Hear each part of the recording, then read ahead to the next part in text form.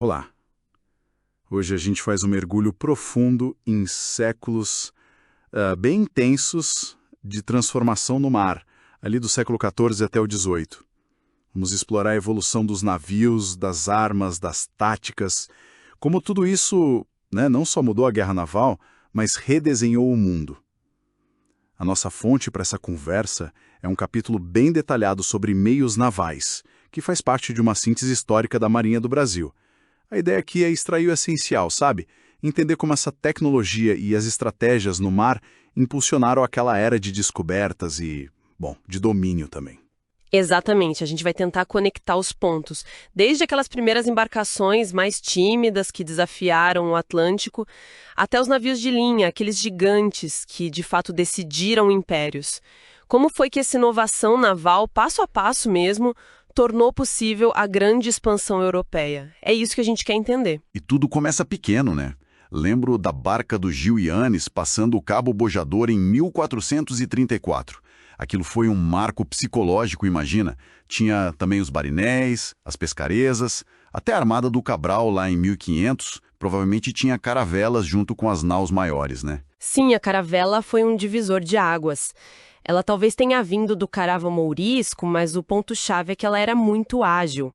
As primeiras, chamadas latinas, tinham velas triangulares, capacidade para uns 50, 100 tonéis. O tonel era uma medida de volume, né?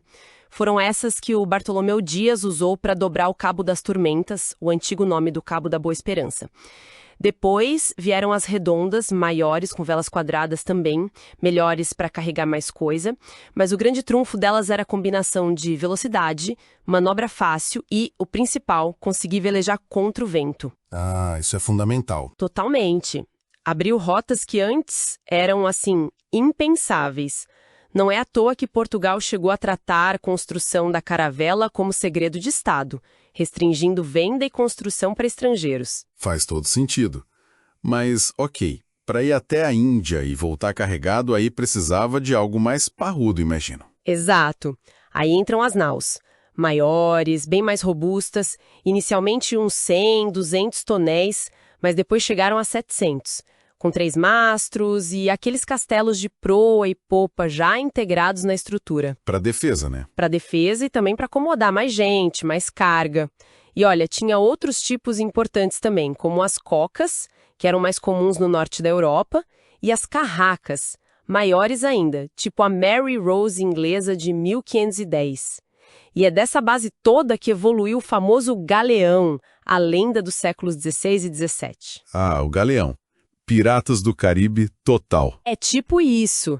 Ele equilibrava bem a capacidade de carga com o poder de fogo. Foi essencial para a Espanha, por exemplo, trazer toda aquela prata das Américas. O perfil dele era bem característico, castelo de proa mais baixo que a popa, vários mastros com velas quadradas e latinas para manobrar melhor. Ele virou o padrão ibérico para conquista e comércio. Mas um navio forte sozinho não resolve. E as armas? Como foi essa história de botar canhão a bordo? Imagina uma dificuldade no início, navio balançando. Nossa, era complicadíssimo. No começo, usavam peças menores, sabe? Tipo canhões que atiravam um monte de coisa pequena para varrer o convés inimigo antes da abordagem. Eram os chamados mata-homens. Que nome, hein? Pois é, a grande virada mesmo veio com as portinholas, aberturas na lateral do casco. Parece que a ideia foi de um francês, Descharges, lá por 1501.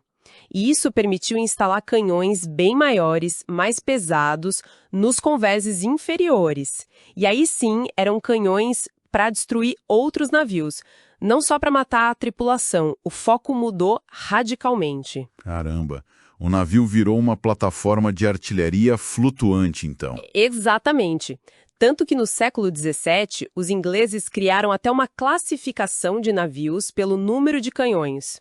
Os mais poderosos, com mais de 60 canhões, viraram os navios de linha. Eram a espinha dorsal das esquadras. E os navios menores, tipo fragatas e brigues, mais rápidos, faziam reconhecimento, escolta. A fragata francesa Médée, de 1740, foi um marco importante para esse tipo de navio. E olha que interessante, a primeira esquadra brasileira de 1822 já seguia essa lógica. Tinha a nau Pedro I, com 74 canhões, e a fragata Niterói, com 40. Legal. E com esses canhões todos nas laterais, a tática de luta deve ter mudado completamente. A abordagem perdeu espaço. Perdeu muito espaço, sim. O foco passou a ser a bordada. O disparo simultâneo de todos os canhões de um lado do navio. Para fazer isso funcionar, a formação principal virou a linha de fila. Linha de fila. Como assim? Imagina os navios em coluna, um atrás do outro. Desse jeito, todos podiam apresentar o costado, o lado com os canhões, para o inimigo ao mesmo tempo. Maximizava o poder de fogo lateral. Só que manter essa linha, nossa, era um desafio enorme. Pensa, navios com velocidades diferentes, comunicação super precária, só por bandeiras, talvez lanternas à noite. E nem sempre os comandantes eram experientes. Muita coisa podia dar errado. Muita coisa. Os ingleses tentaram organizar criando esquadrões identificados por bandeiras de cores diferentes. Vermelha, branca, azul. E aí surgiram duas escolas táticas, digamos assim. Tinha a formalista, que defendia manter a linha rígida a todo custo, um combate mais controlado, canhão contra canhão. E tinha a meleísta, mais flexível, mais agressiva. Como assim, mais agressiva? A ideia era concentrar o ataque em um ponto fraco da linha inimiga, tentar romper essa linha e criar confusão. Foi o que o almirante holandês De Ruyter fez muito bem, e depois, claro, o Nelson em Trafalgar, em 1805. E a posição em relação ao vento virou crucial, né? Estar a barlavento, de onde o vento sopra, te dava a iniciativa, você controlava o engajamento. Estar a sotavento, para onde o vento vai, te deixava mais na defensiva. Até a fumaça dos canhões era afetada por isso. Incrível como tudo se conecta. Navio, arma, tática, até o vento. Mas uma pergunta básica. Como eles navegavam? Como achavam o caminho nesses oceanos gigantes, sem GPS e sem nada disso? Ótima pergunta. Era uma combinação de técnicas. Usavam muito a navegação estimada. Calculavam a posição baseada no rumo que estavam seguindo, medido pela bússola, a agulha de marear, e a velocidade estimada do navio. E a partir do século XV, começaram a usar instrumentos como o astrolábio e o quadrante para medir a altura dos astros, principalmente o Sol ao meio-dia ou a estrela polar. Isso ajudava a determinar a latitude, a posição norte-sul. E a longitude? A posição leste-oeste? Ah, longitude! Essa foi o grande problema por séculos. Só foi resolvida de forma prática com o cronômetro marítimo, inventado pelo John Harrison já em 1759. Nossa, bem depois. Muito depois. Antes disso, era um problemão.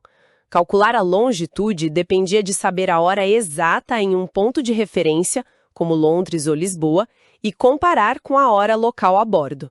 Mas os relógios da época não eram precisos o suficiente no balanço do mar.